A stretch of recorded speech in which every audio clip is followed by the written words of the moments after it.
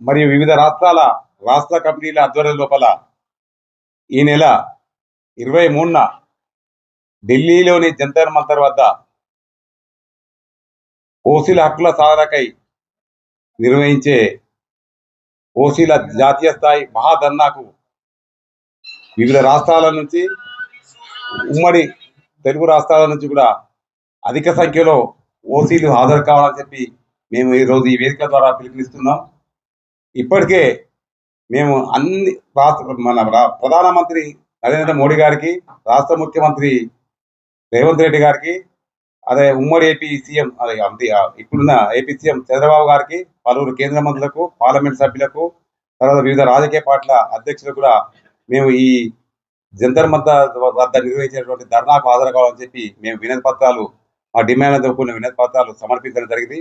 దీనికి చాలా మంది దాదాపు సానుకూలంగా స్పందించారు. వారందరికీ కూడా మేము ప్రత్యేకంగా ధన్యవాదాలు చెప్తున్నాం.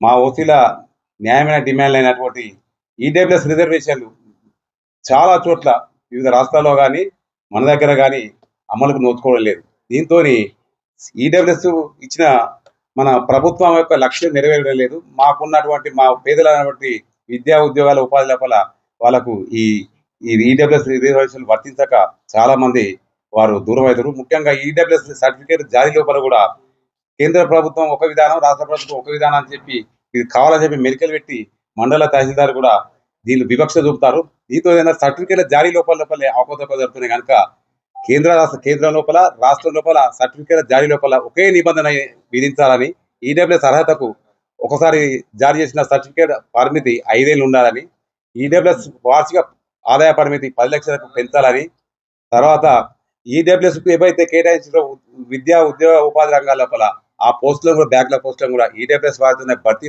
చేయాలని మేము ప్రత్యేకంగా డిమాండ్ చేస్తున్నాం. అలాగే ఈ యొక్క ఓసీల స్థితిగతుల అధ్యయనానికి ఒక ప్రత్యేక కమిషన్ ఏర్పాటు చేయాలని, అంటే ఈడబ్ల్యూఎస్ రిజర్వేషన్లు పటిష్టంగా అమలు చేయడానికి, కేంద్ర రాష్ట్ర స్థాయిలో అమలు చేయడానికి, అలాగే ఓసీల స్థితిగతులు అధ్యయనం చేయడానికి ఒక జాతీయ స్థాయి చట్టబద్ధత గల ఓసీ జాతీయ కమిషన్ ఏర్పాటు చేయాలని చెప్పి ప్రత్యేకమైనటువంటి ప్రధానమైనటువంటి మేము డిమాండ్ చేస్తున్నాం. అలాగే ఈ రాజకీయ రిజర్వేషన్ లోపల కూడా మేము ఎవరికి వ్యతిరేకం కాదు, ఏ రిజర్వేషన్లకు వ్యతిరేకం కాదు, ఏ కులానికి ఏ మతానికి ఎవరికి వ్యతిరేకం కాదు. మేము ఏమంటున్నాం అంటే ఓసీలకు ఇప్పటి వరకు కూడా రాజకీయ రిజర్వేషన్లు అనేది లేవు. చాలా మంది జనరల్ సీట్లు ఉన్న అంత ఓసీలు అనుకున్నారు, అది కాదు. జనరల్ సీట్లు లోపల అందరు పోటీ చేస్తారు. మొన్ననే చూసినాం స్థానిక సంస్థల సర్పంచ్ ఎన్నికల్లో కానీ చాలా దారుణంగా, ఎందుకంటే 13% గెలవలేకపోయారు. అలాగే మున్సిపల్ తర్వాత ఈ అర్బన్ కార్పొరేషన్లో కూడా ఓసీల సంఖ్య 90% 80% ఉన్న కాడ ఇతర వర్గాల రిజర్వేషన్లు కేటాయించారు, ఓసీయేతరులను కేటాయించారు.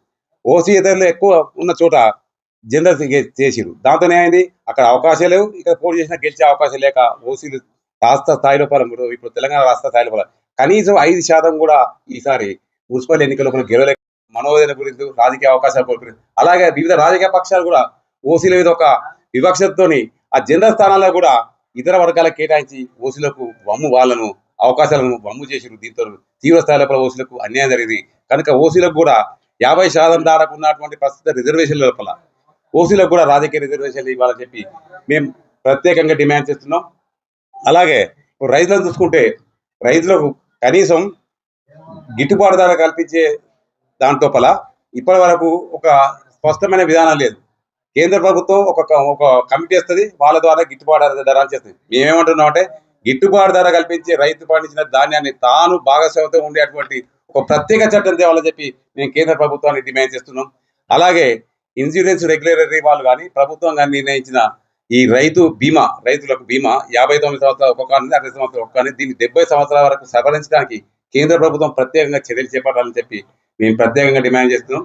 ఈ వ్యవసాయ ఉపాధి మన జాతీయ ఉపాధి హామీ పథకాన్ని ఎందరో సార్లు అంటున్నారు, ఎందరో అనుసంధానం చేస్తున్నాం అంటున్నారు, కానీ ఎక్కడ చేస్తలేదు. స్వామినాథన్ కమిషన్ సిఫార్సుల మేరకు జాతీయ ఉపాధి హామీ పథకంతో వ్యవసాయ రంగాన్ని కూడా అనుసరించాలని చెప్పి మేము ప్రత్యేకంగా డిమాండ్ చేస్తున్నాం. రైతుల పక్షాన మేము పోరాడుతున్నాం, మా ఓసీలలోని పేదల పక్షాన పోతున్నాం. ఇతర వర్గాల లోపల కూడా న్యాయం జరగాలని, ప్రస్తుతం ఉన్న రిజర్వేషన్ లోపల ఇతర వర్గాలకు కూడా రిజర్వేషన్లు ఫలాలు అనుభవించలేదు కనుక క్రిమిలేయర్ సిస్టమ్ కూడా రిజర్వేషన్ లోపల పాటించడానికి ఒక ప్రత్యేకమైన దీనికి కేంద్ర ప్రభుత్వం ఒక కమిషన్ ఏర్పాటు చేసి దీని యొక్క అన్ని వర్గాల అభిప్రాయం సేకరించి ఈడబ్ల్యూఎస్ మన ఏదైతే రిజర్వేషన్ ఉన్నాయో ఇప్పటి వరకు అమలవుతున్న రిజర్వేషన్ కూడా క్రిమినల్ సిస్టమ్ పాటించాలని చెప్పి మా ఓసీ జేఏసీ తరఫున ప్రత్యేకంగా మేము డిమాండ్ చేస్తున్నాం. ఈ డిమాండ్లతోని రైతుల సమస్యల పరిష్కారం కొరకు ఈ నెల 23న జంతర్ మంతర్ వద్ద నిర్వహించే జాతీయ స్థాయి ఓసీల మహాధర్నాకు వివిధ రాజకీయ పక్షాల హాజరవుతున్నారు, వివిధ కేంద్ర మంత్రులు హాజరవుతున్నారు. వీరందరికీ మేము ప్రత్యేకంగా ధన్యవాదాలు తెలుపుకుంటూ అన్ని వివిధ మా ఉమ్మడి రాష్ట్రాలతో పాటు వివిధ రాష్ట్రాల నుంచి కూడా అధిక సంఖ్యలో దాదాపుగా పెద్ద ఎత్తున భారీ సంఖ్యన తరలిరావని చెప్పి ఈ సందర్భంగా మేము పిలుపునిస్తూ ఈ మా ఓసీ చేసి నిరంతర పోరాటం కేవలం ఆర్థికంగా వెనుకబడే అన్ని వర్గాలకు న్యాయం జరగాలన్నటువంటి మా ఉద్దేశంతో పాటు మా ఓసీలకు కూడా సమన్యాయం జరగాలని చెప్పి అందరితో పాటు అని చెప్పి మేము డిమాండ్ చేస్తున్నాం.